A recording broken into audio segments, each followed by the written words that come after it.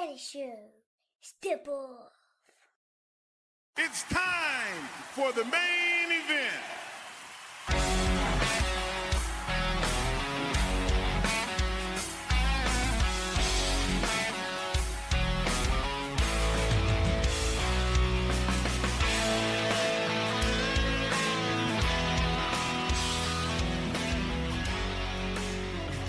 Hey, what is up, kids? Welcome to the program, ladies and gentlemen. My name is Tom Clark, and this is Tom Clark's Main Event. I'm fading into the ether. See that? What'd you think about the new intro? You guys down with that or what? I kind of like it. The music is a bit generic, but we can't all afford Motorhead. So I don't have pockets that deep. I don't even have Tony Khan pockets. My pockets are pretty high up. Does that make any sense? No room for cash. Is any of this working for you? No one? All right.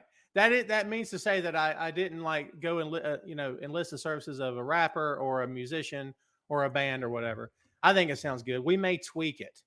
As you saw, we had the new logo. I've been promising that for a while, so there you go. Guess what episode it is? Episode 300. And you know what they say? 300 times the charm. This has been a long time coming, baby. Episode 300, started this little show in 2014. This is technically season 10. Don't anyone do the math. You'll just get a headache. Season 10 of the show. Man, the lighting in my office space is extremely unforgiving. Yes, if you were curious, I am indeed pasty white. I'm as white as they come. I'm so white, I'm almost transparent. We got 2 guests to help us here, kicking off the show, and 2 more coming on at 3:30. Excuse me, 4:30. I'll get it right. In the meantime, the first one to the table is Carlos Martinez. How are you, my friend? Good to see you. Sugar Shane, what's going on? What's up, Ray, all day? And Sandy. We'll be seeing you 2 gentlemen here in a bit. Let's see. Will, happy Friday. Alicia, how are you doing? Chad, too bad. What's going on, man? And I appreciate you. Chris, you're coming back at the right time, brother, because, this is episode 300. Scott, what's up? How are you doing, dude? One of the reasons I'm not so animated is because I got these headphone things. And if I put them up there, it does that weird, freaky effect. So I'm trying to keep them down because the green screen's at home.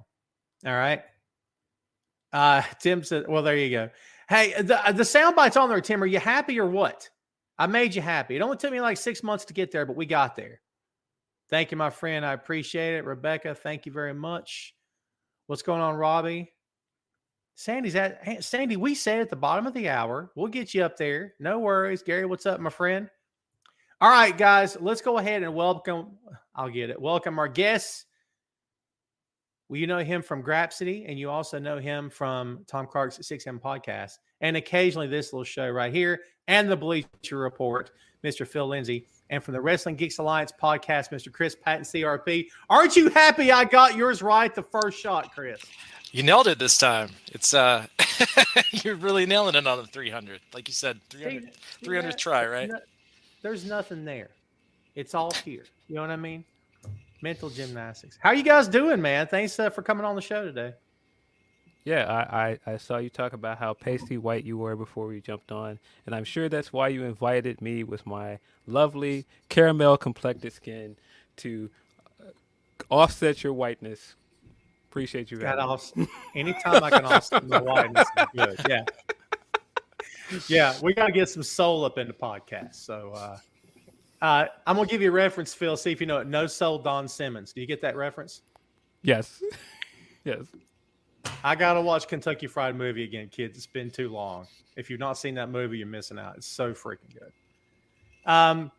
All right, guys. Thanks much for joining me here today. As I said before, there's the welcome. I thought I'd do a nice little banner. Look at that, how fancy that is. Because it just says welcome. We've got lots to talk about here today. At the bottom of the hour, we're going to bring on Ray all day and Sandy from Germany. They're going to join us and share some of their wrestling memories. In 30 minutes, we're going to open the floor, kids. It'll be your opportunity to share your pro wrestling memories, whatever you got. Maybe your favorite show of all time was last week. I don't know. Maybe it was when you were 5 years old. Who knows? But anything you got for us, you can share it.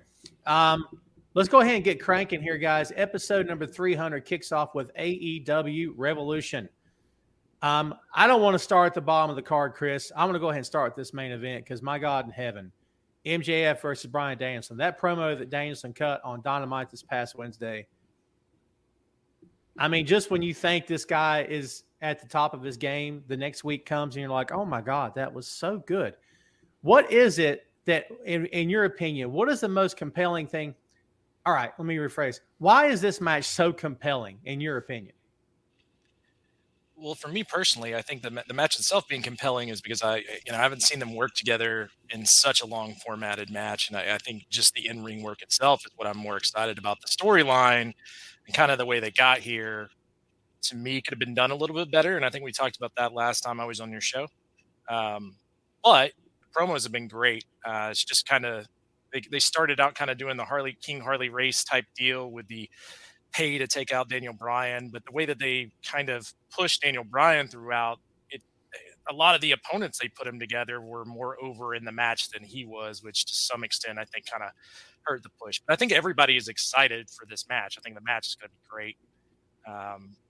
It's just, the big elephant in the room is I don't know that many viewers think that Bryan has a chance of actually walking out champion.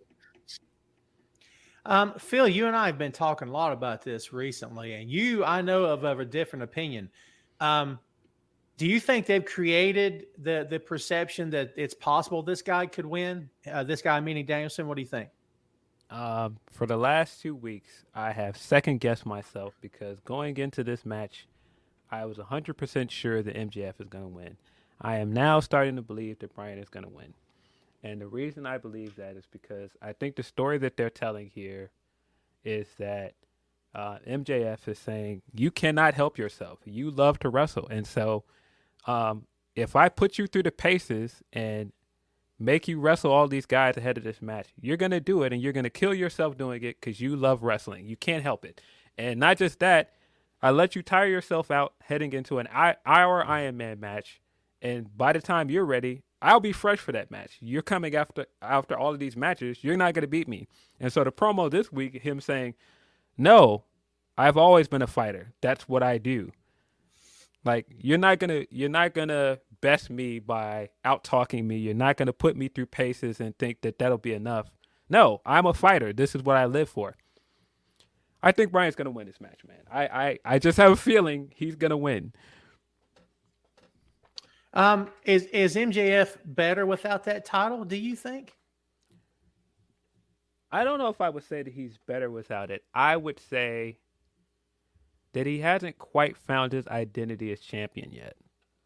I think that his first defense against Ricky Stark was good, but I don't think he's found his footing as champion yet. And that's not to say that he won't be champion again if he loses on Saturday. I'm still not 100% sure that he does lose. I'm of the opinion if he does lose that MJF is probably going to win it back. Interesting.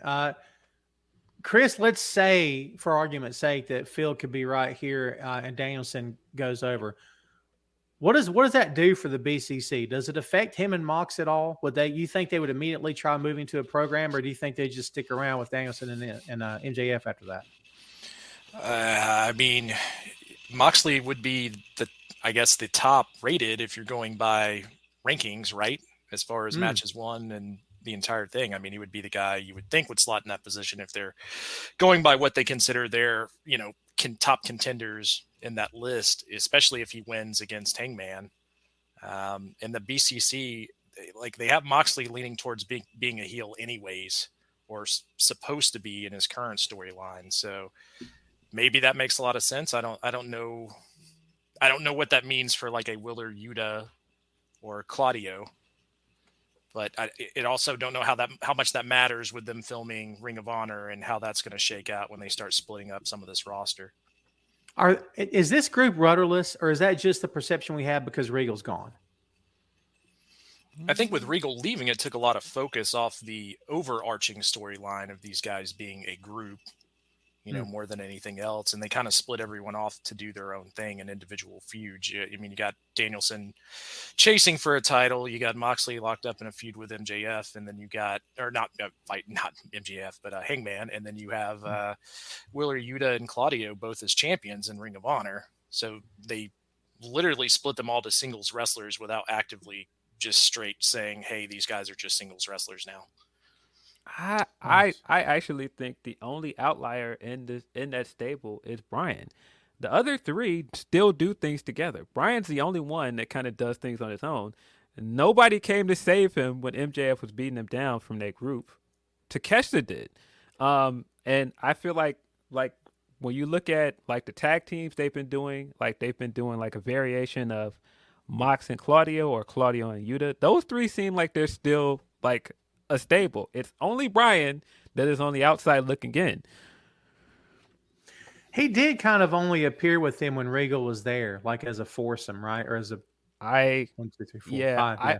I don't think that they've quite addressed the elephant in the room that he defended Regal and the rest of them were kind of looking at him like, what do you mean? He turned on us.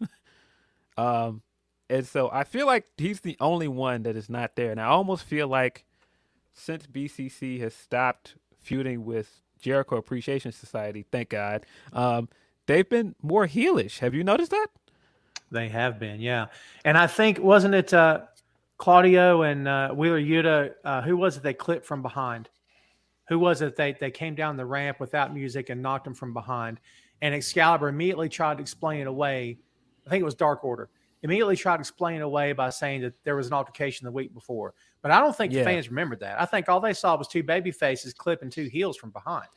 Yeah, I mean, even if you look at Yuta's match with Orange Cassidy, when Claudio came down and like helped him in that match, and he kind of gave him the slap to try and get him into the match. I'm just like, this all looks kind of heelish. Like all of this stuff does not look like babyface stuff. But they've never been straightforward baby faces to begin with. That's true. That's true. So I'm gonna put you on the spot, Chris. Final prediction. Who you got in this match? For MJF versus Bryan Danielson. I mean, I'm still going with MJF. I think it's too soon to take the title off of him, and I do agree with Phil. But at the same extent, they haven't had him really defend it. They've locked him up into two big storylines right off the bat. And built those to the pay-per-view. So I would keep it on him for a while just to see where it goes. And then maybe Danielson wins it next time around and that gets you to your feud with Blackpool Combat Club if you want to do that leading up to whoever they want to be MJF's next opponent. But right now, I think the biggest thing they have going against keeping MJF as champion, if we play if I play devil's advocate a little bit and flip-flop a little bit, is that there isn't another top baby face right now for MJF.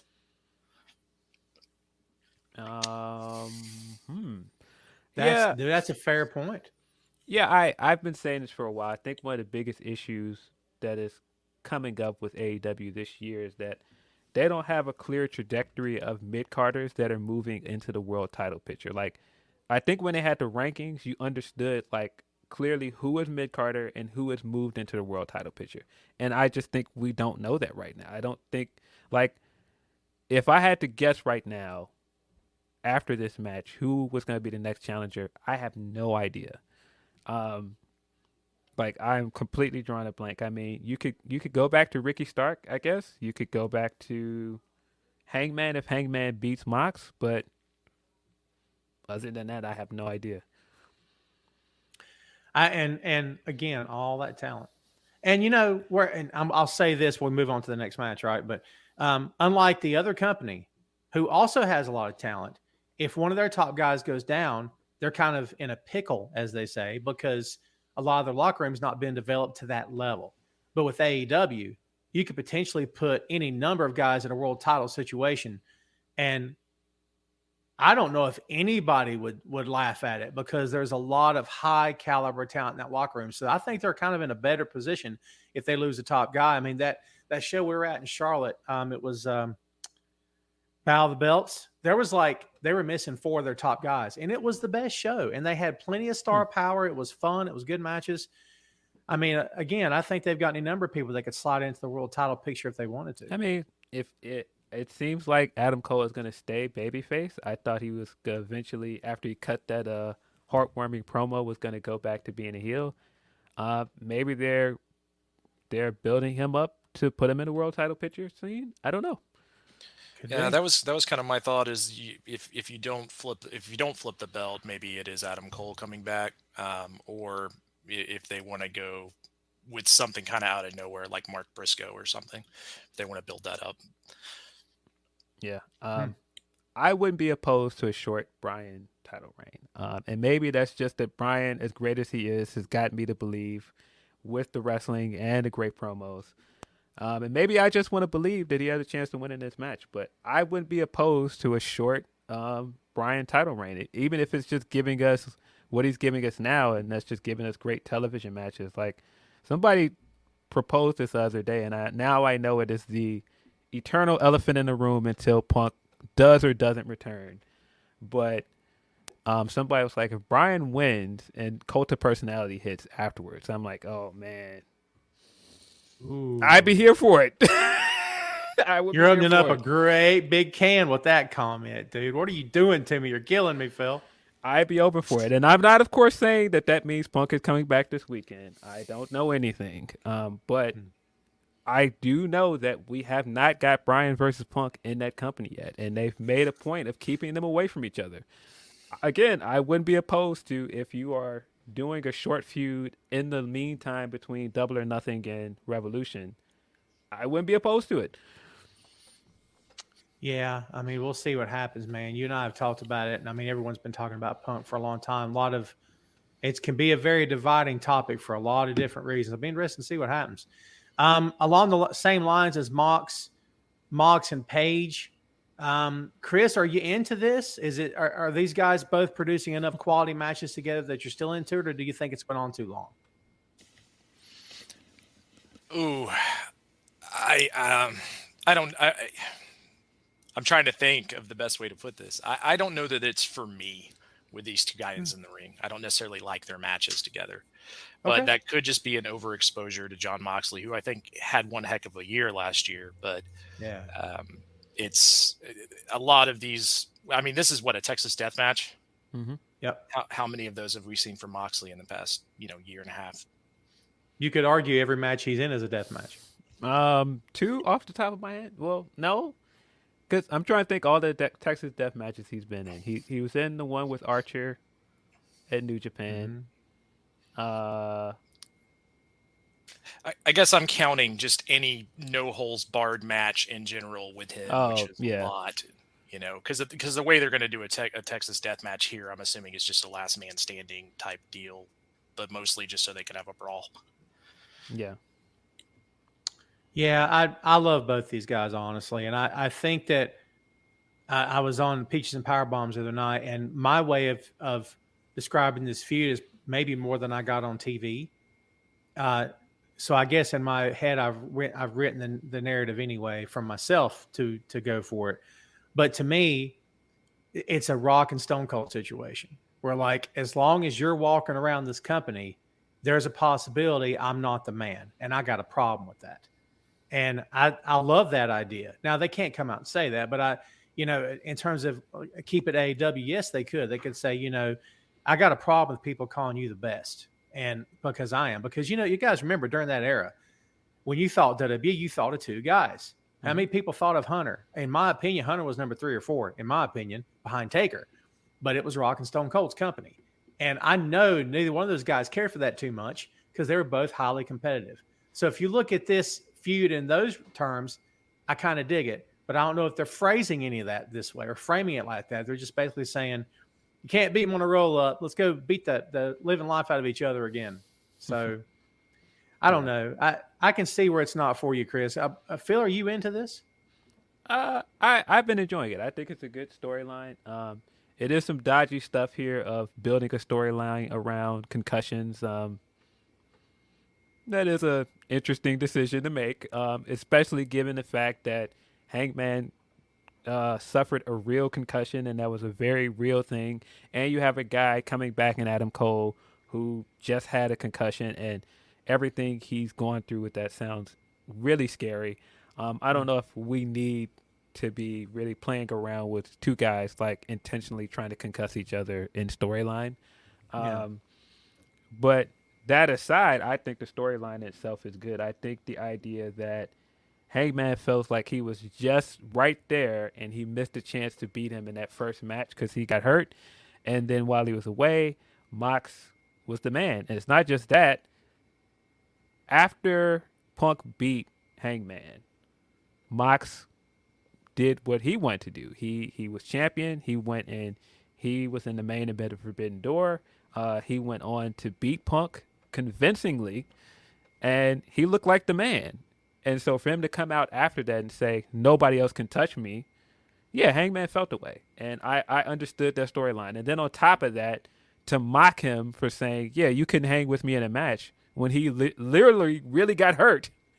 Yeah, I get it. I get why he's upset, and I get him feeling like, no, I'm going to show you, because that's always been Hangman's storyline is to prove everybody wrong. And so I think the storyline is good. I think Hangman's got to go over. I think Hangman has to win this match. I feel like if you're going to push that Hangman is still the future of this company, he has to win this match. I'm 100% agreeing with you. Chris, is this a must-win for Adam Page? I think it is, but my worry is that they're just going to do something where this is maybe where they pull the trigger on Moxley becoming full heel, especially if they lean towards that with the Blackpool Combat Club, which would make me think that it's just going to be Hangman getting beat down by all these guys and Dark Order running out and that becoming the fiasco. But I would love for it to the story to end up being Hangman overcame the odds and won this death match against Moxley, who is, I guess, would be considered the king of death matches in AEW at this point. Yeah. Is there a world in which Dark Order beat down Page and turn heel? Or are we, you know what I'm saying? Is that possible? I don't know. I feel like I feel like, if anything, Blackpool Combat Club is going to go full heel here. But I still think Page needs to win this match. And I think that there's still stuff you could do with Page and Blackpool Combat Club. You can do trios matches if you want to do Dark Order versus BCC. Man, you could finally reunite him with Elite and do those if you want.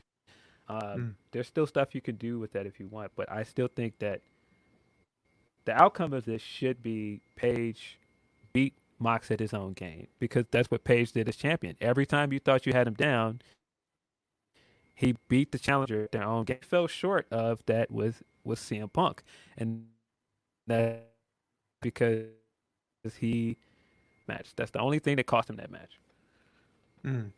Good call. So let's move on. We've got we're getting to the bottom of the hour because this thing takes time, kids. You can't rush 300. What are you kidding me? So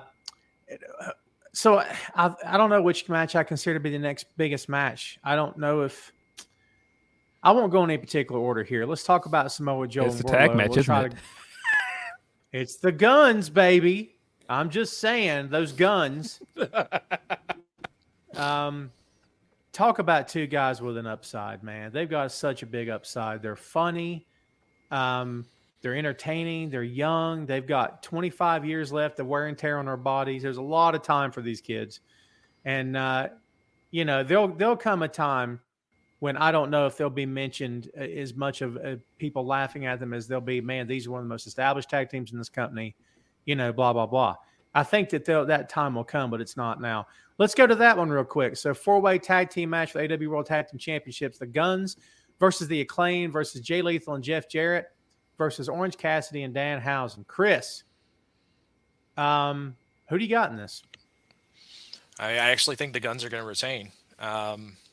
Not for any particular reason other than that's probably what I would do after they had the Acclaim drop the titles to them. And I think the setup is going to be back to FTR versus the Guns based on what they set up before FTR leaves. That is, if all of this beef is just a work with them on Twitter right now, upset that they're not put in these PWI awards or whatever, the Meltzer awards, I should say. Phil, who you got here? Yeah, I think the Guns are going to retain. I at one point thought the Guns were going to lose, but that's only when I thought that FTR was going to be the last team in the match. But looking at this field, like it's such a hodgepodge field of teams, I feel like that's intentional because the Guns are going to come out on top. Could be. I'll go with the Guns. Yeah, and I don't hate the Guns like it seems like most people online do. Yeah. I think that they have potential. I do think that they can be funny.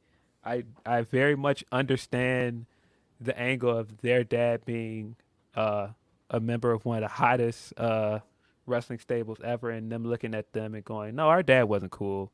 HBK was cool. We want to dress like him."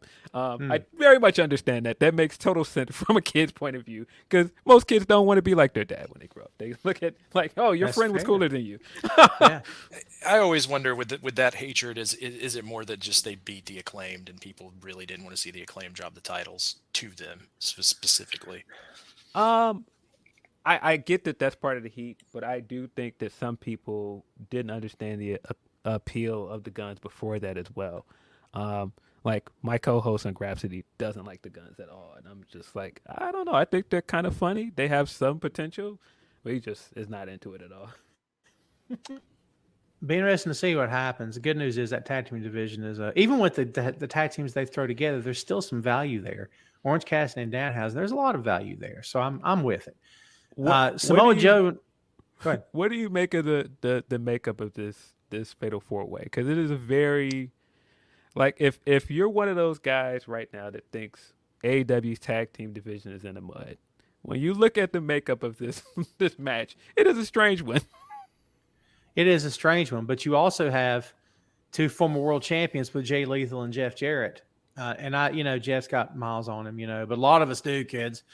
But they'll be competent. They'll be fine. Orange Cassidy and Danhausen are hilarious, especially together. So I know what you're saying. But you know what? It's no more of a hodgepodge than I guess you could in any other company, right? I mean, does this not feel like something WWE would do for a big tag match for a pay-per-view?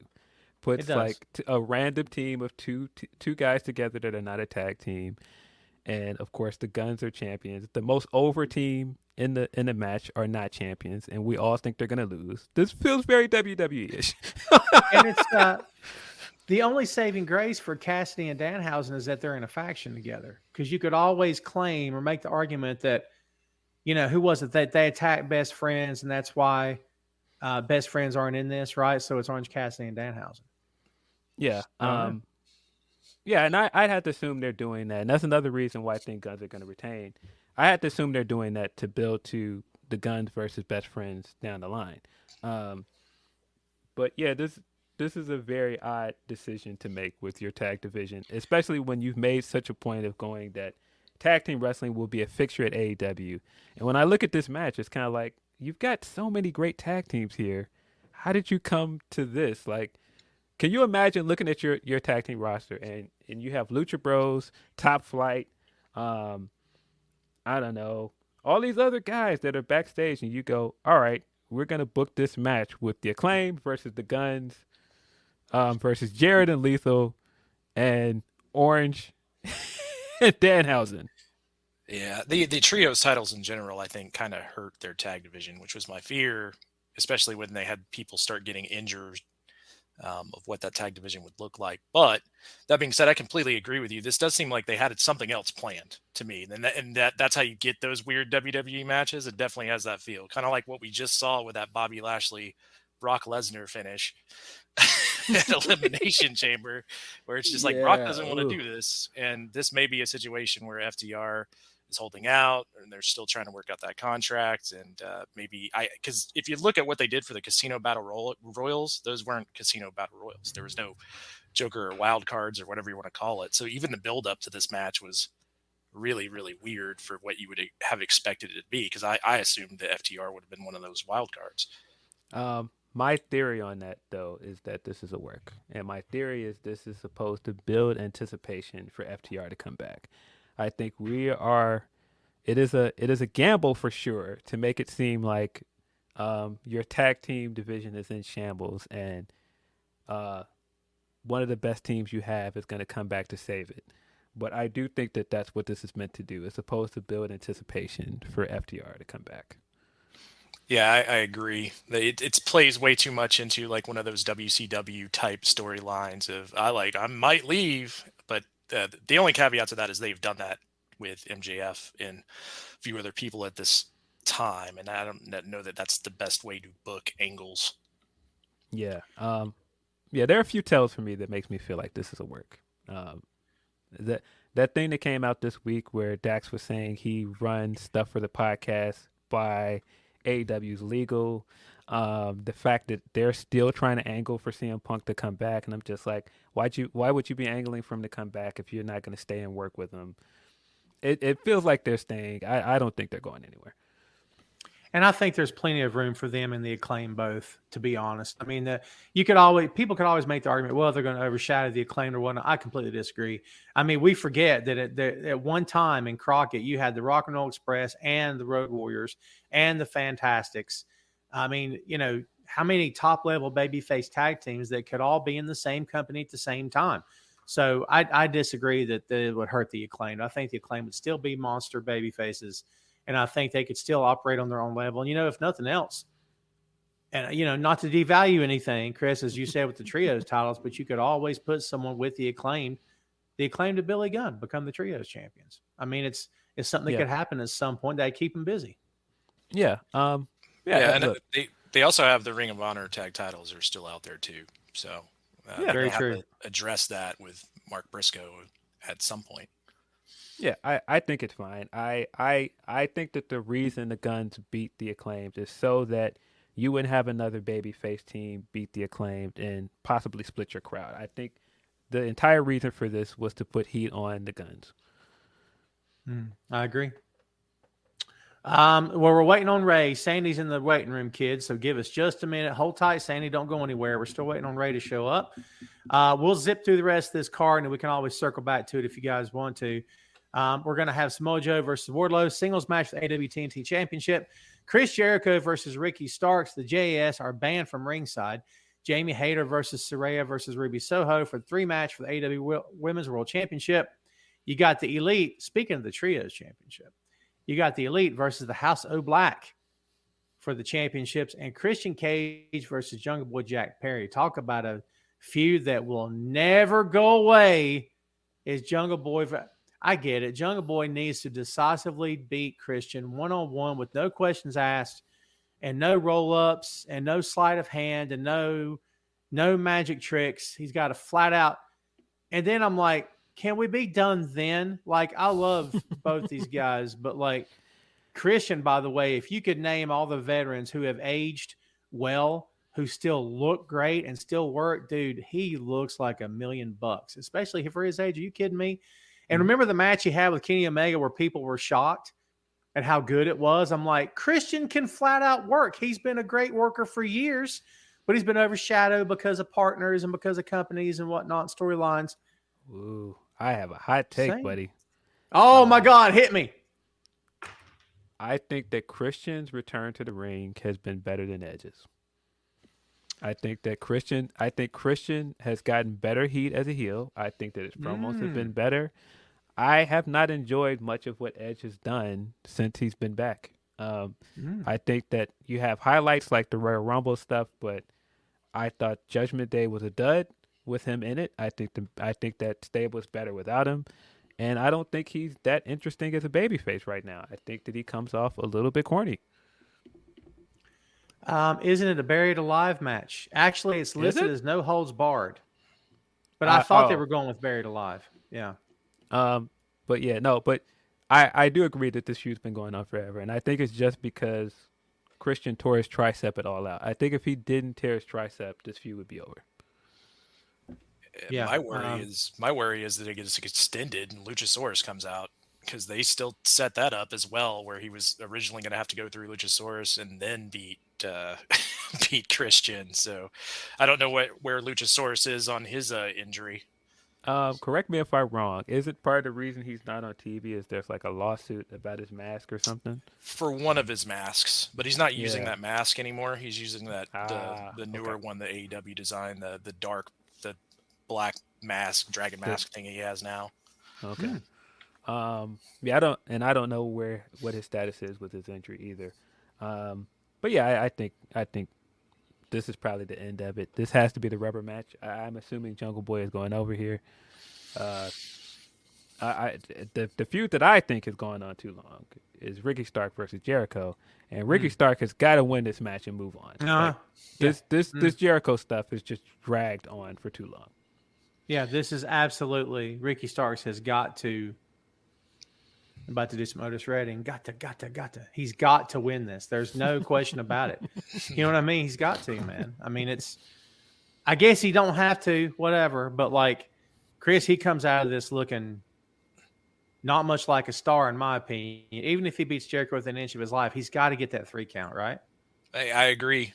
He needs the win here, and I wouldn't be against the Jericho Appreciation Society taking out Jericho after this match, just to give us a little bit of a break from Jericho for a while, where there's like 3 or 4 months or something. I mean, it's just feud after feud, and he at some point is holding up their mid card to move some of these guys along. Yeah, I kind of agree. I think initially Jericho Appreciation Society was good. I did enjoy the concept of it, but like, what are they doing with Garcia at this point? I feel like Garcia is not really, he's not as hot as he was during the storyline with Bryan, and you've got a good tag team in 2.0 standing next to him, and they don't even wrestle as a tag team anymore. They're just basically minions. I mean, he should have turned Daniel when they teased it the first time, when they had that big moment of decision, which they seemed to go to very quickly. And it felt, I'm like, oh, it's Rush, but hey, it's working. Crowd's popping for him. Cool. And then they're like, nah, he's not turning. I'm like, what do we do all that for? Yeah, I thought they were going to have a payoff to it, but now it's too late. Like, you basically cooled him. I don't know what they're doing with him now. And, you know, this is one of those rare moments when I will, and listen, I don't bash WWE all the time. Who said that? Did you guys say that? Who told you that? It's not true. But this idea of we don't have writers, we let the 2 wrestlers involved decide, okay, fine. But working from my shoot job for a living, it's a team environment. I can go off on my own and do whatever, but when are the better decisions made? When it's a team? Or when it's, let's say, 2 guys. Now, I'm not suggesting that team environment is better and that you should have 15 script writers or whatever that number is now. But with more people at the table, there's more opportunities to go, wait a minute, can we do that? Because remember 6 months ago we did this, and go, oh, I forgot all about that. So I'm not suggesting it's better, but I think maybe that's what we see in this company from time to time, is that it feels rushed. It doesn't feel right. It feels awkward. It feels weird. But then, like, you're like, well, maybe if we had a producer on this as well, if we had someone else sort of, hey, give me your opinion, maybe you wouldn't feel. I'm just speculating. That's just me.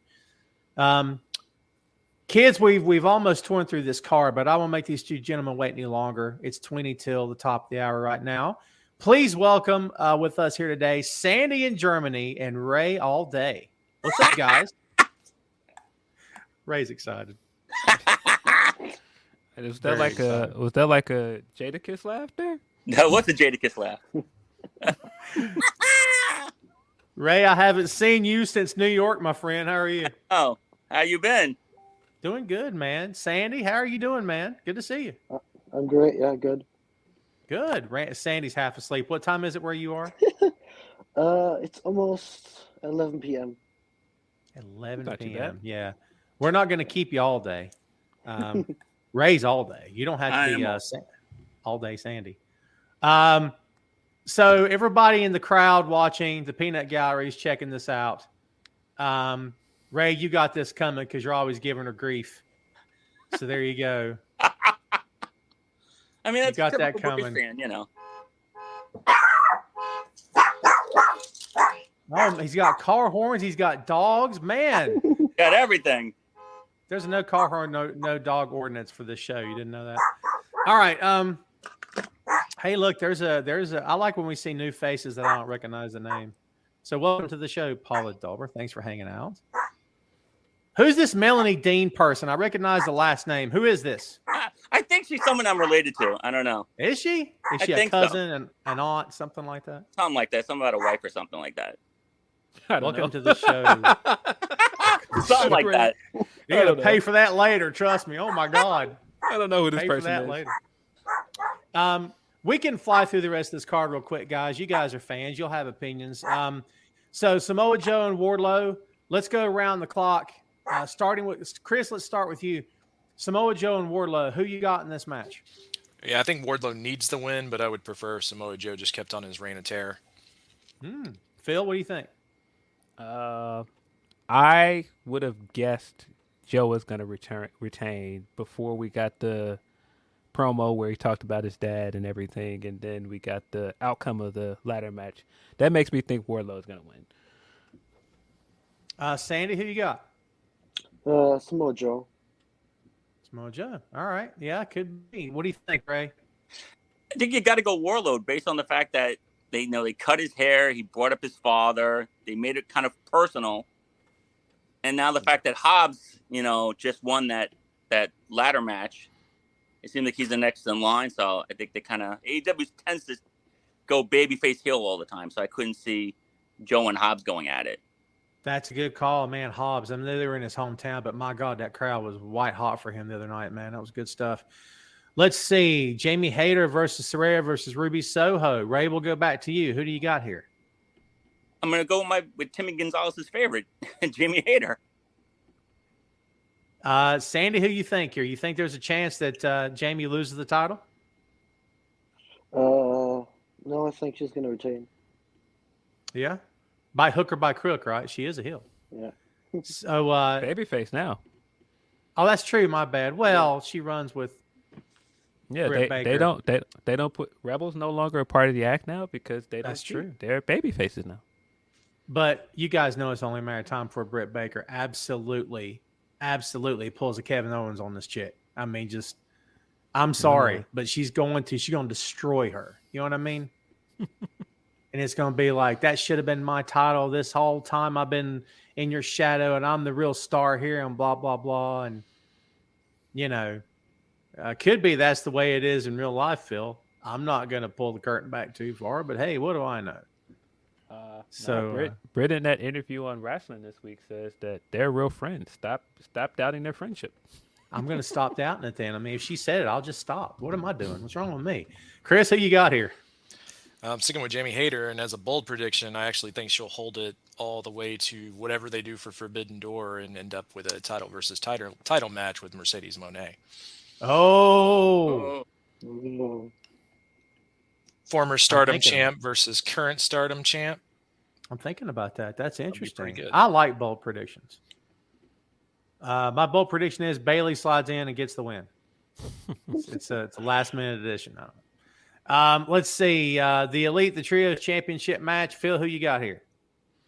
I didn't predict for the other match. I just forgot. I was just sitting here. I thought Britt's your girl, so you went with Britt. Am I wrong? Britt's not in the match.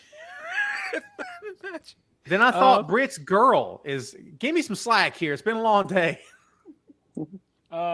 No, I think Jamie's winning. In my heart of hearts, I kind of hope Ruby wins, though. Just as a Midwesterner, somebody that is adjacent from Indiana, is a fixture in Chicago, as an indie wrestler, I kind of want Ruby to get her moment, but I don't think it's gonna happen. The trios match, House of Black looked real good with those titles on Wednesday night, man. They did, yeah. But I don't think they're done with the Elite as champions yet, so I think they're gonna retain. So, Chris, who you got here? Who do you think? Yeah, I agree with Phil on this one. I think that they're going to retain, but I would be happier if the Elite kind of didn't retain here so we could get some more Young Bucks tag matches and maybe get Kenny Omega involved with singles again. Since they can apparently only do one thing at a time, which makes no sense why you wouldn't be going after every title you could get your hands on. They can walk, but they can't chew the gum at the same time. I think that's what we're saying. What do you think, Sandy? Who you got in this match? Oh, that's hard. I don't really watch AEW, so I'm just going to agree with the other guys. Well, that's fine. You don't have to watch. I mean, we're all cool. You don't have to be cool if you don't want to be. I'm just teasing. It's all good. No, it's all good, man. Yeah, Ray, go ahead before I give my answer here. I really feel like House of Black has built up such a good program right now that for them not to win would be a disservice to them. Like, they just looked fantastic. I agree with Phil. That last promo was insane. So, and it gives Omega a chance, like Chris said, to go solo. Gives the Bucks a chance to try to get the tag belts back. I really want to see the Elite split up like that. So, they could go on their own little paths. And Malachi's been through a lot too. So it's very true. Yeah, it feels like it's too soon for the Elite to lose, but and plus, and I speculated on Marie's here. I speculated on her show the other night that, does Tony look at this like at the House of Black and say, "Weren't you guys just trying to leave?" Yeah. Like, why? You know what I mean? Phil, do you think there's any, why would I put titles on these guys if I know they just don't want to be here? There's a lot of weird optics around this match. How much stock do you put into how de-emphasized the Elite have been on television among these rumors that Punk may come back? Because I didn't notice it until somebody pointed it out, and I'm like, man, Kenny Omega has not cut a promo on AEW television in a long time. And I think that's partially coincidence because he was away because of the visa issues. But it's hard not to notice just how little we see the Elite on TV now. It's weird. And I think it's kind of the same way with the House of Black. Like, the House of Black was off TV for a while, for a minute. I don't know what to make of that. I don't know. Yeah, and it's like, it does feel like it's the calm before the storm. It feels like that they're setting up for something, and it feels like Punk. Maybe I'll be wrong. Maybe I'll be dead wrong, but it feels like Punk. So we're going to go ahead and transition here to the next segment. We're only 10 minutes, 20 minutes late. 20. Sorry. I blame Sandy. I think this is all Sandy's fault. Definitely Sandy's fault. It's pretty much Sandy's fault. What I wanted you guys to, and Alyssa, it doesn't matter to me what you say, but I want to hear some good wrestling memories. I want to hear great wrestling memories. And Sandy, since I picked on you, we're going to start with you. What's a great, first of all, have you been a fan since you were a kid? And is that how far back your story goes with this business? What's a great memory for you?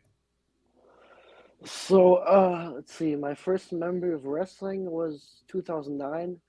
I believe it was CM Punk versus Jeff Hardy. Nice. That was the storyline where Punk comes out dressed as Jeff and looked great, by the way. He kind of looked like an evil doppelganger of Jeff Hardy, but had that crowd going and had the moves down and looked awesome. I mean, what was it about wrestling that drew you in, Sandy? Why are you still watching? Why do you care so much about it? Everything. The presentation, the stories, of course, the pyros and shows I like. Yeah, all the characters. You have any friends who give you crap about it? Yeah, everybody in school, like everybody, like, why you watch this stuff? Right. I had it all the time. We probably all have a similar story. I was a comic book / pro wrestling nerd, and I was the fat kid. So you can imagine my life was not fun as a child. And plus, I was not popular, and girls didn't, well, I'd say girls hated me. Girls didn't know I existed. So there you go. Ray, give me a memory for you, my friend. What's something that you hang on to? What's something that means something to you? And Sandy, I'll circle back to you if you got something else there, something that means something to you that you kind of hold on to. I mean, what do you have for me? I mean, mine's very recent because of my daughter. It's probably the Adam Cole return, because I really thought at some point he may not. I thought with the concussion, the injury, I said maybe this guy's not coming back. And to see him come back and cut that promo, and my daughter was going crazy, it touched me because Nice. They said Adam Cole is still king. Another one's going way, way back would probably be like the Magnum TA car accident. Like that was that just shocked me. And in my opinion, I think he could have been one of the greatest of all time. 100% agree. Magnum was next in line for kids. If you don't know, Magnum was next in line to become NWA World Heavyweight Champion. He was the next guy. They'd all agreed on it. Flair said yes. Everybody loved Magnum. He's a good guy. And then he has the car accident that just about killed him. He's still with us, thank goodness. But his career was forever ended. It was over at that point. But think about this. Would Ric Flair be Ric Flair today? I mean, we assume he would have been 16-time, or would he have been 13-time? Would he have been 4? I don't know. Because I'll tell you this, had WWE snatched up Magnum TA during Hogan's run, they wouldn't have needed Hogan anymore. I know that's a bold statement, and that's coming from a guy who grew up a Crockett kid. I stick to it. And it's the same thing I think about if they'd gotten Sting at his prime. They wouldn't have needed Hogan anymore. because you'd have two guys with Magnum and more so Sting that could flat out work and could work anybody and didn't need anybody to work down to them or work to their level. No disrespect. I'm just telling it like I see it. But Magnum TA, there's no – everybody watching this in the crowd, if you've never seen his stuff, go watch and tell me I'm wrong, because Magnum TA had the potential to be not only a Hall of Famer, but mentioned in the same breath as Hogan and Flair, in my opinion. Chris, what do you got for me, man? What's a great memory for you? So I'm just going to go with my first ever live event I went to, which was at the Gainesville, Georgia Civic Center, home of AJ Styles and Chris Patton. When I was 5, I went and I had a, let's see, I was 5. This would have been 91, 92. So the match, the main event was Sting and Macho Man versus just two random job guys on Sunday night main event or whatever WCW's televised show was. And at the very end, Sting walks up the aisle. I get the high five as a kid, and that's my forever favorite wrestling moment. And yeah, and I guess that's why I'm still such a huge Sting fan and a huge wrestling fan. But that was my first big, huge wrestling moment, and probably still the one I think about the most when you ask me, like, favorite moment. That's good. That's a great memory, man. So, Phil, I know Hulk Hogan's your favorite wrestler of all time. So I didn't mean to. I meant no disrespect by what I said about Magnum TA. So please forgive me. So give me your best memory, because I know it's got Hogan. So go. These are total lies. I was a big Macho Man Mark, and I hated Hogan for a lot of that time because I was a big Macho Man guy. Yeah, I think my favorite moment. It's tough to juggle between like just how special Kofi Mania was, and that was long after I discovered wrestling. But I don't know, man. Kofi Mania was special for so many reasons. It wasn't just for the obvious reason of seeing, a black man become world champion and have that moment on WrestleMania. But Kofi was a guy that I campaigned for a long time on message boards. I kept saying, he's the guy. He's the champion. Like, you can make this guy champion at any point. I feel like he almost single-handedly saved the Royal Rumble at one point. I feel like he made the Money in the Bank match worth watching. And so finally seeing him get his moment is huge for me. And it just doesn't get much better than that. I think in terms of stuff I've seen in person, I don't know, being there for Punk's return is still like one of the best live experiences I've ever been a part of. Punk's return was special. It was so cool to be there because, like, the electricity in that crowd, and we didn't expect Adam Cole, and we sure didn't expect Adam Cole and Daniel Bryan, and it was like the sound in the arena that night. It's deafening. Like, I'll never forget that. And I couldn't talk for like 2 days, and it was the best time ever. For me, like, and I've told this on the show before, kids, so be patient, but my earliest memory on this planet is a pro wrestling show, straight up. And I was probably 3. And I remember 2 things vividly about the show. That's Ric Flair's robe and Wahoo McDaniel's headdress. So 2 things I remember, they stand out to me. And I never forgot them. And my dad didn't live very long. When I turned 4.5, he was killed in a car wreck, unfortunately. But he was a big wrestling fan. He wasn't a baseball guy. He didn't care about football. We never had that stuff on my TV. We always had pro wrestling on. It was, for us to not have pro wrestling on TV on a Saturday in our living room was like, is the TV broken? What's going on? He was such a fan, right? So, like, I grew up with that, and we used to watch what I will now refer to as the little people wrestling, but at the time it was midget, right? And I just remember as a kid, you don't understand what you're looking at, so you're freaked out. So I was freaked out, and my dad had a blast with that and would mess with me. And he'd say things like, they're coming to get you. You know what I mean? Because I was so freaked out. That sounds horrible. That sounds horrible, doesn't it? Because, like, it does. It's like they're my size, but they look old. What is this? Like, I was completely freaked out. Oh, he had so much fun with that. Trust me. He had so much fun with that. So if you're watching your little person, I apologize. No disrespect. Sandy, is there a memory? And God, I hate to get negative on you guys because this is a fun time. But Sandy, is there a memory here that you'd rather forget? Is there something that you saw that you're like, oh, if I could unsee that, that'd be great in pro wrestling? Do you have anything like that? Difficult. It's hard, right? Because I believe the Roman Reigns pushing down our throats, that was terrible. You know what I mean? I was writing quite a bit when that was happening, and Phil, you know what I'm talking about. It was just this idea of we all knew they wanted him, and it's like it was never anything against him. I never had a personal issue with Roman. I don't know the guy, but like it looked painful from a distance. It looked like. Do you think Roman backstage was ever like, guys, I don't think this is working. This isn't. Do you hear what they're doing to me out there? I'm getting crucified. Like, Chris, you think there was a moment in time when that first push that Roman ever had a heart-to-heart with anybody and said, dude, we need to rethink this? Do you think they even cared about that? I mean, at that point, he was coming straight out of the Shield, right? So he was happy to get a push to begin with. But yeah, at some point, 2.5 years in, I'm sure he was like, can we do something different? Then along came the Penguin himself, Paul Heyman, and righted the ship. He righted the ship. So, but if he doesn't have those very emotional lows of being pushed down our throats, you don't get what you got now, which is the best storyline in all of wrestling as far as just an overall storyline that's been going on for like a year and a half. That's got many branching paths and all sorts of cool matches that can come out of it. So. For that one, that's good and bad. Whereas, like, just straight bad wrestling booking memory, Jinder Mahal winning the Battle Royal and then winning that title just kind of out of nowhere. That was pretty bad. At Backlash in Chicago, Illinois. So you were probably there, which makes it. No, I was not. I was at home. I went to take over Chicago the day before, and I thought about getting tickets to Backlash, and I was like, nah, I can't do it. I can't convince myself this is going to be a good show. Phil still bears the scars from that show. Can you tell? Yeah. Ray, what do you got for me? We'll circle back to Phil if he's got one. Ray, what do you got that may be something you'd rather just soon forget?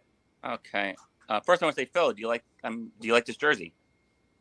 No, I hate that team. I Amazoned you want to let you know it should be there at your house in like 2 days. I'll send you a picture of it in the garbage. He'll set on fire and mail you the ashes. One program that really bothered me that I would love to forget would be the Booker T Triple H promo. Oh, horrible. Horrible. I don't know how Vince allowed that on TV. That was just horrible. God awful. The worst thing I've ever seen in wrestling, in my opinion. Dude, we were there was me and a group of guys that I knew for years and years. We watched Monday Night Wars together every Monday, and we would like flip the TV back and forth between commercials to catch what was happening. And we were watching this when it happened, and there's a room full of us. And when he said what he says to Booker, we all just stopped and looked at each other like, is this what we think it is? Like, and then at that moment, it's like, yeah, this guy's a piece of crap, and this is beyond a pro wrestling angle. Like, even if Booker had agreed to what was going to be said, and I don't know that he did, but like, there's certain, you don't need to do that. You don't need to, if you want to make it personal, make it personal. Race does not have to be the personal item. That's not exactly personal. That's just taking a cheap shot. If you want to say that, I knew Booker once upon a time and he's a D-bag or whatever, and I hate his mama. Okay, well, that's personal. Fine, whatever. But like, I don't like you because you're beneath me because you're black. What? Like, I just don't understand. Dance for me and all that stuff.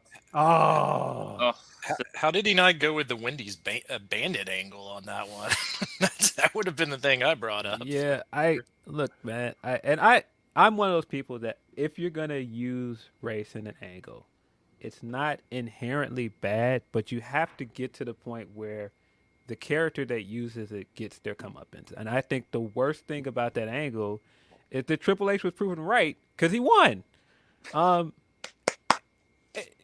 That made everything about it so much worse. Like, you could have still told a really good story out of that Booker T got a second chance at life given what we knew about his past, and he had reformed and he had become a great wrestler. He's one of the stalwarts from WCW's last few years, and he got here and he beat Triple H on the biggest stage possible.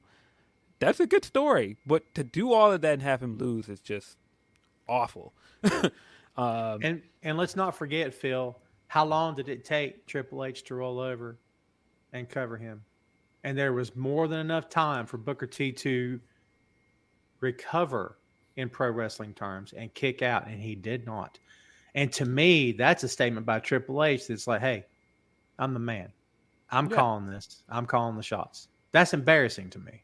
Yeah, and to make that even more worse, the thing that he said to him to his face is that you're a novelty. You're here to entertain me. And after he lost, he went on to be a joke character. He did. The King Booker stuff. Did Did anybody else like the King Booker? Because I never liked that stuff. Anybody else care for that? I thought parts of it was funny. I thought that he basically I don't think it works if Booker T doesn't go full in with it and he doesn't do it with, reckless abandon. And Booker's an entertaining guy, but I wanted more for him, and I wish that he didn't have to do that to be champion. On that same breath, just like I said, Kofi Mania was one of my favorite moments. Nothing was more deflating and crushing than seeing Brock beat him in seconds like that. It's still one of the most pointless things I've seen WWE do. They have not done anything to make up for it. I just still don't understand. After everything you did with this guy, going into WrestleMania, all the stories you told with this guy, to end it that way is just awful. And you beat Book, and he beat Big E as well. Yes, and it looks like he's gonna beat Bobby and go away. Well, I mean, if only they put the belt on Xavier so he could beat him too. Phil, you just mentioned the word optics. Think of this company that we're talking about, the stuff that the boss has been accused of, and the way that African American talent's been handled in the past, and the way no opportunities a lot of times. The optics of it. There was nobody at that big aforementioned table of script writers who could have raised their hand and said, boss, doesn't this look, should he really squash Big E after what happened with Kofi? Like, what's this look like? I mean, no disrespect against Brock, he's kind of the great white hope looking at him. I mean, big corn-fed guy living on a tractor. I mean, it's, I don't know. To me, it just feels, I don't know. It feels bad.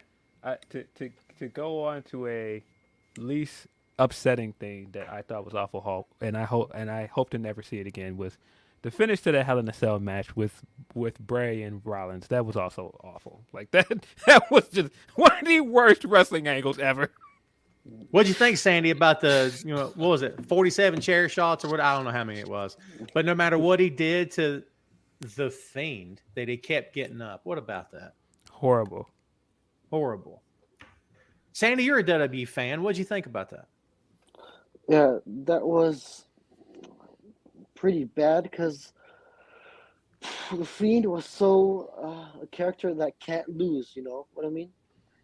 And by wrestling with Seth Rollins, there was only one option. Bray had to win, or the Fiend, So I think that was a bad booking decision. Yeah. And, this is coming from the guy that saw Road Warrior Hawk take pile drivers and get back up and no-sell them. So it's not like I'd never seen someone no-sell, but remember the gasp in the crowd? It was audible. Do you guys remember the crowd reaction when he started no-selling in that match? And by the second time, I think it was, people were like, you could just hear an audible change in the crowd. And I remember watching the match going, I cannot, okay, oh my God, they're going to go full throttle with this. Like, what all did they hit him with? Remind me of what all they hit him with. What did Seth hit him with? Because I can't remember. I tried to block it. I don't know. Chairs, there's the table. He put all the debris on top of him. The hammer, the goofy looking mallet thing. And then they ended the match with a DQ. Like, you ended a cage match with a DQ. Like, God, the angle was horrible. Rollins's babyface character never recovered. True. Very true. Never recovered from that. So, for me, it's a lot of stuff out of that company, if I'm being honest. But the thing that keeps jumping to my head is the Trump impersonator versus the Rosie impersonator on live TV. I forgot about that. I know. I'm sorry. Totally I apologize. And Vince at ringside watching. And at first, he's doing that. I'm Vince, and I'm in character expression. And then when they cut back to him like the third time, his entire mood had changed and his face had dropped because he could hear, oh, this may not have been a great idea. Actually, what he was thinking was, this crowd isn't into this. It's their fault. This is the best idea I ever had. Right? Just freaking terrible. Like, just terrible. There's a lot of crap coming out of that company I just don't understand. I love this wrestling memory stuff, man. I mean, is there anything what about funny? Give me something funny. And I don't want to stretch this out for the sake of stretching it out, but I feel like there's more to go to here. What's something funny that you guys remember that cracks you up every time? Ray, what do you got? When Shawn Michaels had to team up with God against Vince. Did you think that was funny for real? What'd you think? Like, Real? it's so dumb that it made it funny. That's that. You know what? I'll take that. It's so dumb that it's funny. I'll take that all day. Because I was like, Sandy, where are you going with this? yeah, I remember that. Remember they had the spotlight and they were moving it down the ramp as if God were coming down the ramp. God's coming to the rail. Like, what the? Wow. What are you going to do with the hot tag, Sean? What are you going to do? I don't know. But you know what was coming. Sean was eventually going to throw God through the plate glass window, so we didn't have to worry about it anymore. I'm just saying. I thought he was going to reach for the tag and the light would have gone out and God left. And then you see the light on the floor as if God had jumped down from the ring apron and just went back to the locker room. Back to the locker room. God's See a not big having light this. go up to the sky. He's like, I'll see you later. I'll see you later. This is ridiculous. Why am I here? I didn't get paid. There's no payoff. That's what happened. He asked for X number of dollars. He didn't get it. He split. Vince is that kind of promoter. Sandy, what is one thing that's hilarious to you that you'll never forget? Let me think. I think it was on 205 Live. I don't know if you guys watch that show ever. Mm-hmm. Oh yeah. It was with, I think, Ricochet and Maria Kanellis, and the whole thing with the pregnancy. Remember that segment? Oh, Vaguely, yeah. yes. Oh. Yeah. Oh, yeah. I remember that. I feel like we went from funny back to bad again. I don't know how that happened. Chris, bring us back here, man. Give me something genuinely funny. Not bad funny, but something hysterical. I'm counting Kevin on Owens and Jericho as being best friends in any backstage interview where they can't remember the guy's name and they just continue to change the name every other sentence is pretty good. It's good. Yeah. Jericho did that in WCW as well because I'm trying to remember what he was. What was it he called? He used to call Tony Schiavone Schiavone, and they tried bringing that back in AEW. I'm like, it's too late now. Stop. We all know it's too late. It's too late. But he called him Schiavone. Poor Todd, Tim, Tommy, James, Dean, Phillips backstage. Yeah. There's also one where he's like, Kevin's like, did I just see your password? I know what you typed in there, you pervert. It's pretty much anything with Kevin Owens and Jericho during that time period was pretty hilarious. That's fair. What do you got, Phil? Beat that. Top that. Royal Rumble 2000 is still one of my favorite Royal Rumbles, and the finish of that is nonsensical. But The Rock made it one of the funniest moments ever when he came out and Big E kept showing the photographic evidence that he won the match. And so Rock would show his own photographic evidence, and that's of him doing Big E's taunt. And it's still funny. How many times I've seen it. Him doing it in slow motion, him turning and panning to the camera and doing it. Funny every time I've seen it. That's good. Man, it's tough for me, but I think one of the funniest moments I saw was when William Regal reading the book of poetry in the ring. And all of a sudden the glass breaks and Stone Cold, remember, he comes down, he stuns him, he walks back through the ropes and he goes back up, never looks at the crowd, never flips anybody off. That's all that happened. And it was one of the funniest things. It's still one of the funniest things I've ever seen, in wrestling. So good. And that's where I think after that, it was the Arrive, Stun, and Leave t-shirt was produced because it was brilliant. We don't see enough of that. Someone mimicked that.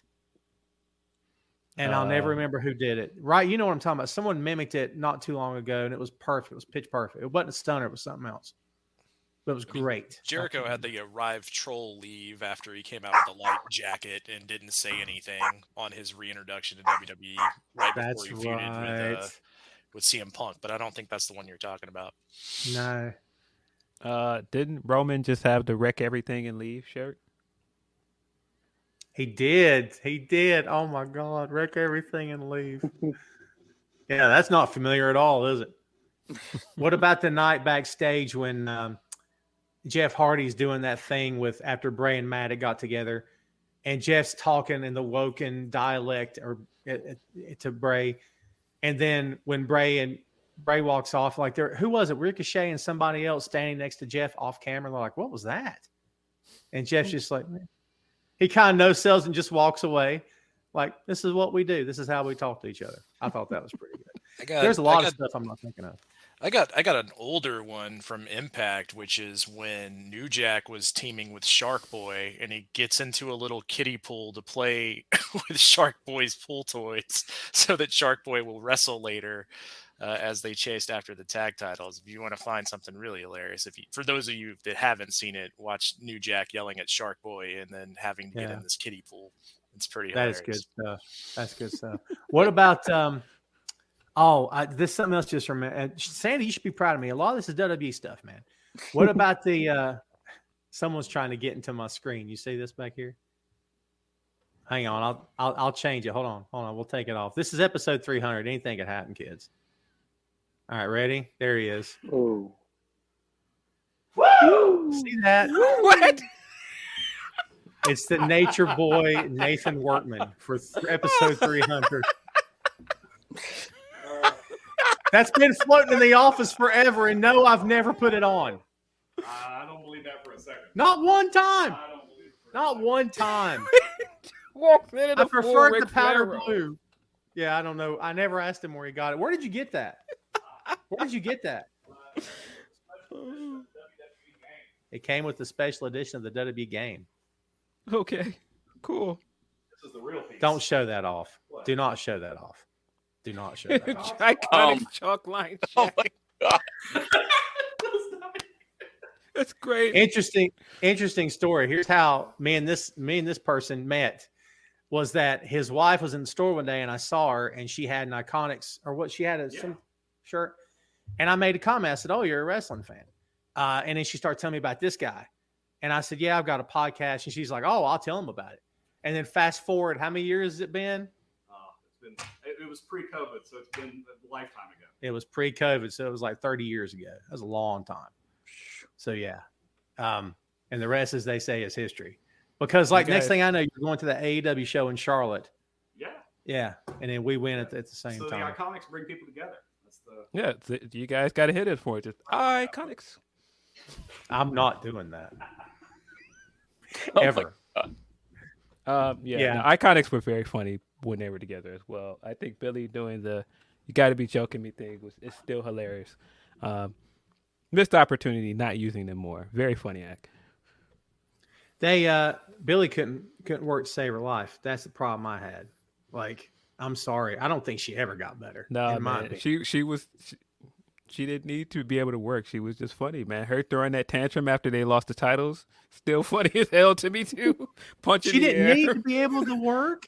No, because she was her whole purpose of being a part of that team was to be the comic relief.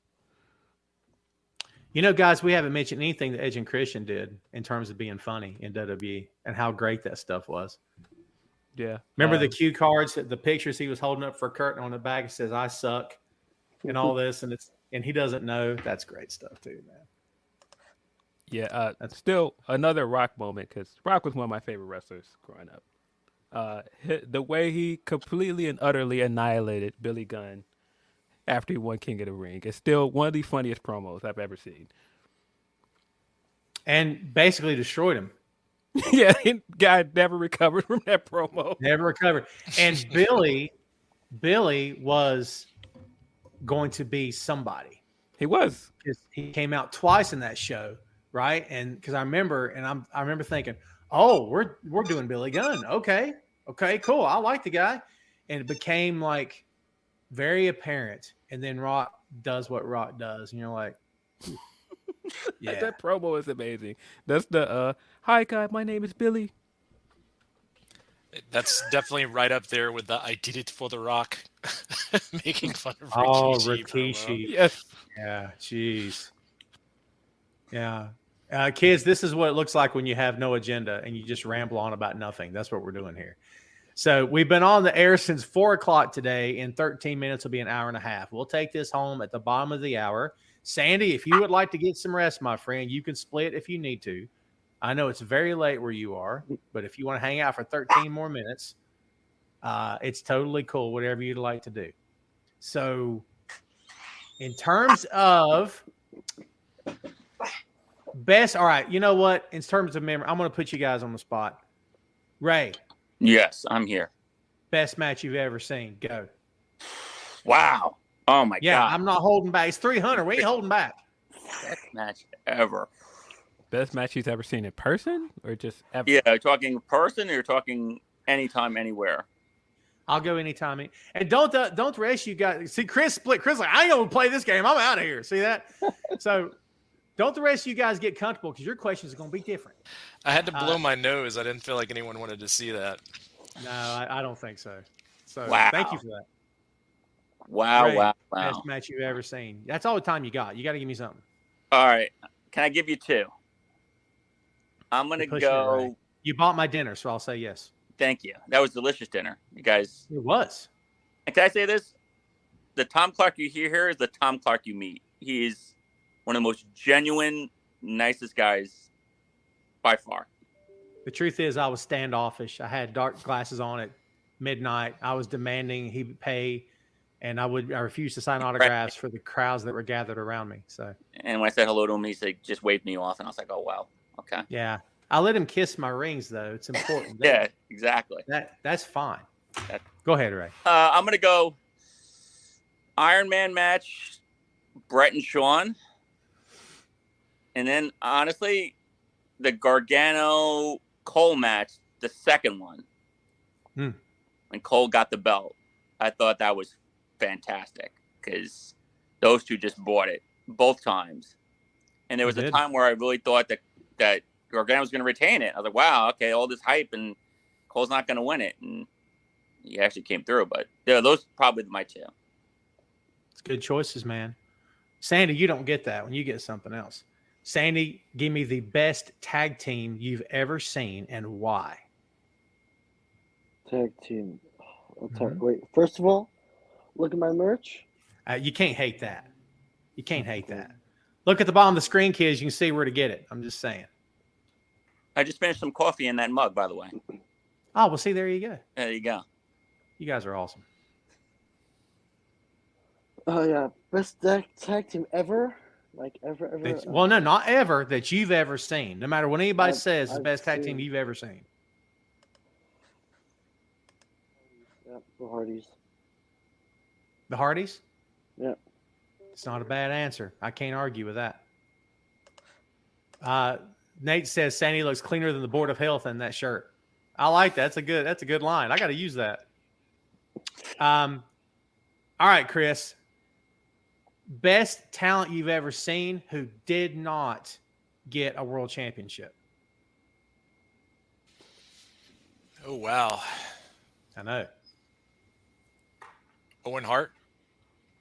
Ooh, great answer. Great answer. Phil. I'm just riffing all these. Give me the one championship title run that for the life of you still don't understand why it happened. No matter what kind of title it was. Like you can see why maybe people liked it, whatever, but for the life of you still don't understand because it never worked for you. It's so tempting to say gender, but I don't think people remember that that Bray and Orton stuff did not work. And a part of the reason they made gender champion is to get as far away from that as possible. It's probably still gender though, man. That run was just not good, man. Having him beat Shinsuke twice. Yeah, no, it's gender. Yeah. And I don't hate gender. I think gender was an interesting heel. I think the initial win was fine, but yeah, that reign. Nah, it went on way too long. We did get the Orton throwing that guy like through like 30,000 Listen, feet in the air. The Singh brothers were the greatest thing about his title run. Those guys were giving it up every time they got a chance. Those guys bumped their asses off every time. Yeah, it's probably Jinder as champion. Seeing guys are just they're talk about professionals. Those guys are professionals, man. They've been together. Well, they've been together their whole lives, right? But tagging together forever. I mean, yeah, I got a lot of love for those guys. So, kids, we've got about 8 minutes. Then we're all going to take it home. Sandy's going to get some rest. And we all got stuff to do. But in the last 8 minutes, we're going to open the floor. And I may be looking at someone on the screen. Did you think to prepare for this? Talking to me? You know I'm talking to you. Who else am I talking to? Of course. He's prepped. I get to do the question live. Wow. Oh, my God. Everyone brace yourselves because you all have to answer. You all have to answer this one. This is going to be tough. All right. Go. Two-parter. Oh. Tupac or Snoop. And part 2, House of Pain or Naughty by Nature. And if Adam Cole invited you guys to see the new Shazam movie and said, hey, I have an extra ticket, you could bring a friend. Could I join you? And after the movie, he said, hey, let's go get a nice cup of coffee and a delicious piece of pie. Could I join you as well? All right, I'll take this. I'll take this first. It's always addressed to me anyway, so I'll take this first. I'll say yes to the question, of course. And by the way, your questions are much better live. This is very entertaining.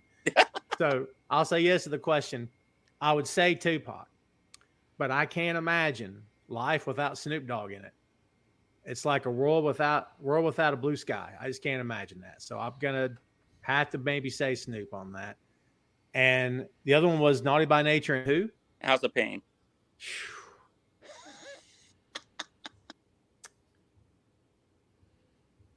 Because see, in my head, I make this harder than it should be. I don't just go, he's my favorite.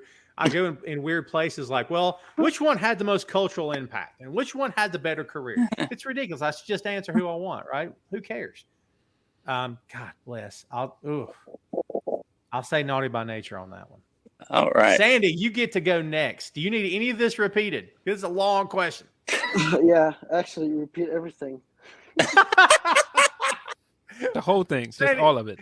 Sandy's like, it's 4 a.m. I'm exhausted. Let's go. Go, Ray. All Tell it right. to him again. Tupac or Snoop.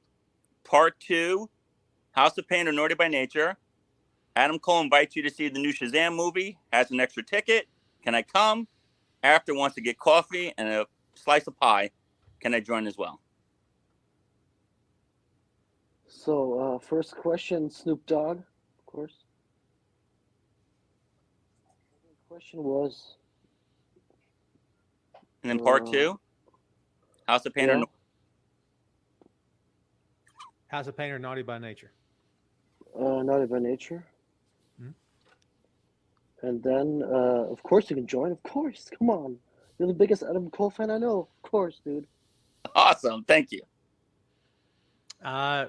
Chris, go ahead. What do you think?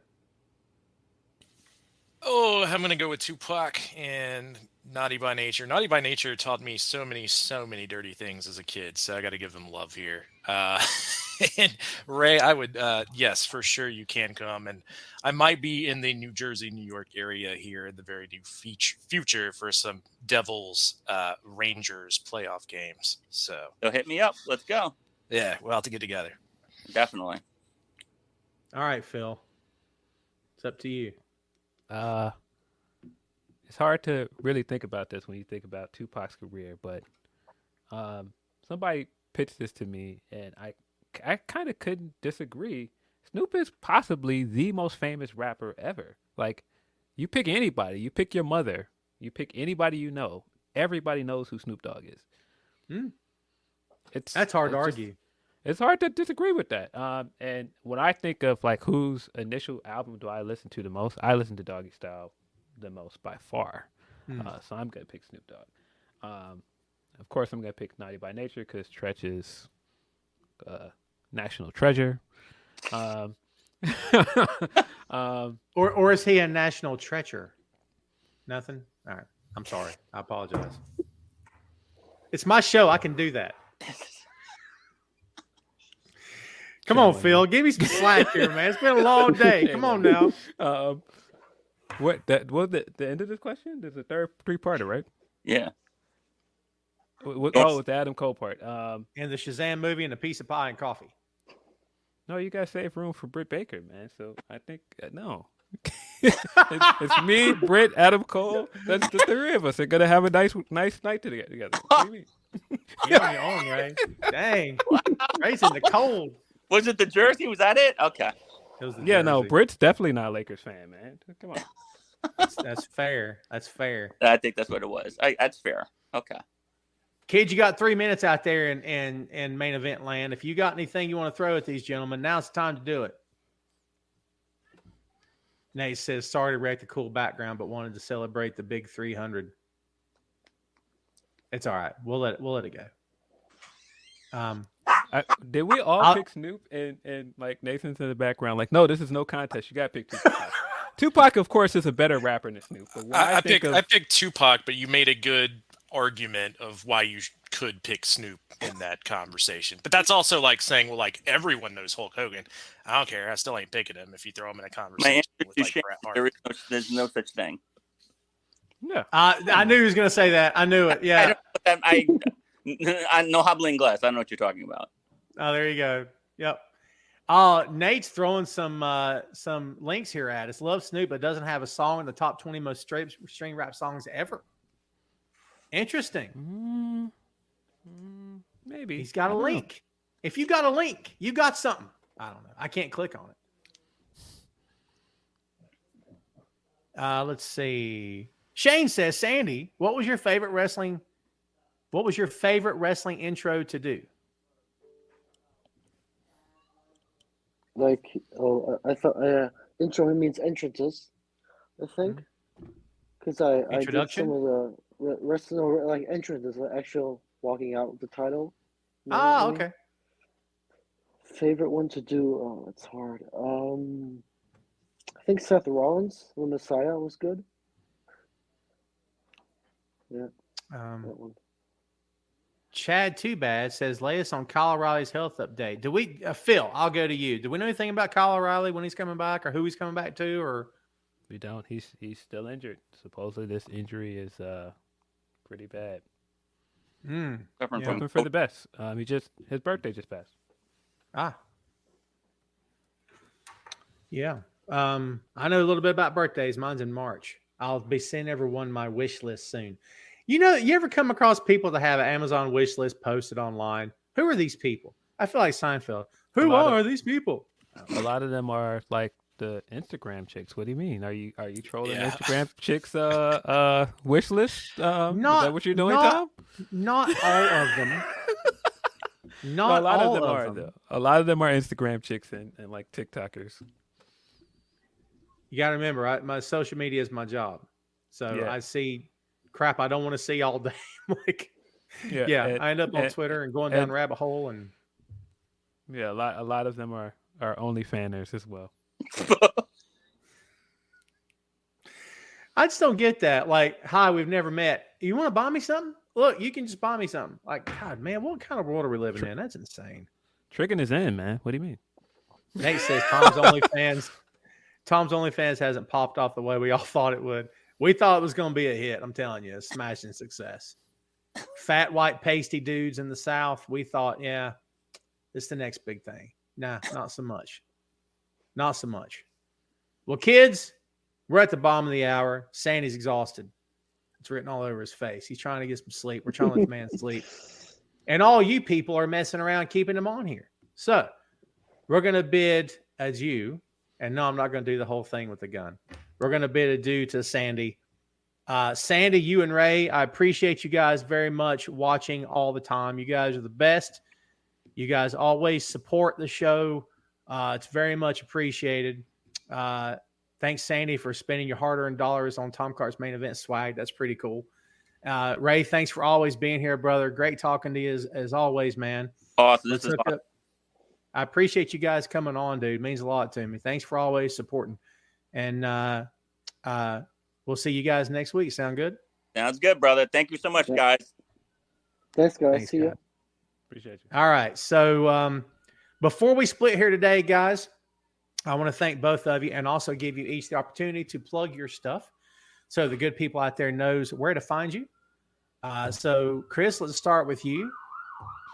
Yeah, it's Hear that? They're coming to get wrestling- me. You hear that? They're coming to get me. It's terrible. Yeah, they heard I was about to do a plug, and they were like, "Get that out of here." That's right. No, it's Wrestling Geeks Alliance. Pretty much anywhere that Tom's available, we're available. So if you just search it in Google, it'll pop up for you.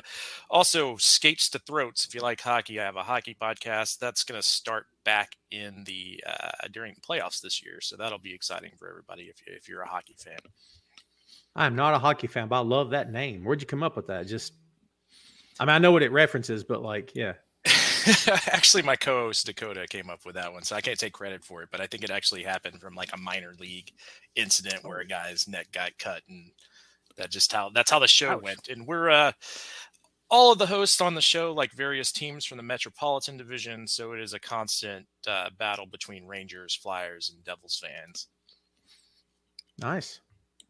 Phil, tell the people out there where they can find you.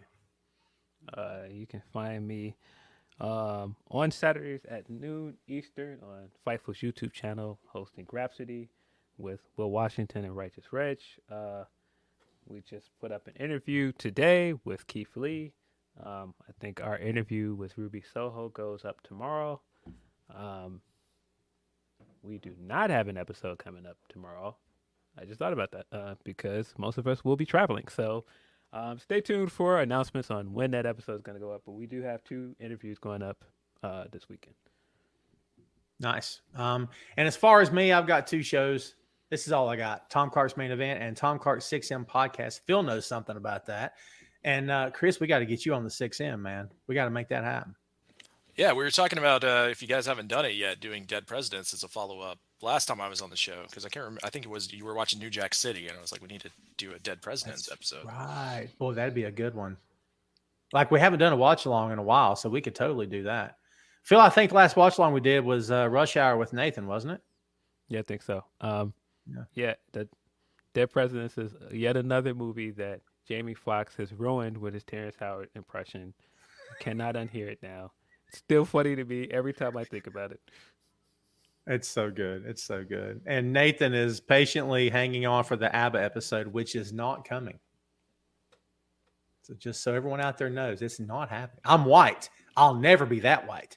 Let's get it straight. Okay. You're not gonna do a Mamma Mia episode. No and no again. Okay. Like, he can keep hanging on. He can keep hoping. But what's the old saying? You can wish in one hand and crap in the other and see which one gets filled up first. I'm just saying. All right. Guys, thank both of you for being on the show today, man. I appreciate it very much. Thank you so much for having me, and congrats on 300 episodes, man. We just hit that mark not that long ago on Wrestling Geeks Alliance, and it's a lot of work and a lot of talking when you add it all up in your mind. It is. Jeez, it's a lot of time. 300 is a lot of episodes, brother. Timothy, I do not know. It depends on how Kevin Durant looks with the Suns team. I'm going to assume the Suns have a better chance of coming out of the conference right now than the Warriors. Some of these comments are getting good here. Cherie says, need a Samuel L. Jackson 6M podcast. We've talked about him a lot, but not personally as an actor. Come on, man. Something in to retrospect of one of the best character actors of our time, man. You have to give this guy at least 4 hours, man. I know, right? We never be able to get it done. You got to give Snakes on a Plane an entire hour on its own. Oh, that's good. All right, guys. I appreciate both of you, man. And talk to you guys soon. Thank you much. Appreciate you. All right, kids. There you have it. Chris Patton and Phil Lindsey on the show with us here today. Episode 300. I'm not going to keep everybody here much longer. I just wanted to say thank you very much. You guys are the best. From this very chair, I've been here through really good days and really crappy days. The show started off as an audio format, and that's all it ever was till I had this bright idea of, hey, let's go live and put this ugly mug on the screen. And then ever since then, it's become something I love to do. Genuinely love doing this. It's been going. This is season 10 of the show. I don't want to stop anytime soon. So I'm like the Beatles on the rooftop of the Get Back documentary. But you're going to have to pull me off this rooftop, kicking and screaming. It's the only way you get me out of here. So until the British cops show up through that door over there, I'm good to go. Thanks everybody for watching the show. Thanks for supporting 300's big. Hope you've enjoyed the show. Always find us on all the social media. See what I do for a living? Always find us on all the major platforms out there, all the podcast platforms. Tom Clark's 6M podcast, and of course the one you're watching / listening to now, Tom Clark's Main Event. Again, thanks guys very much. I'm going to get my buttons coordinated. As you can see, I wasn't ready. Full disclosure. We're ready now. Let's get out of here. Everybody have a good weekend, all right? Thanks, kids. We appreciate you. See you next time. Tom Clark's Main Event.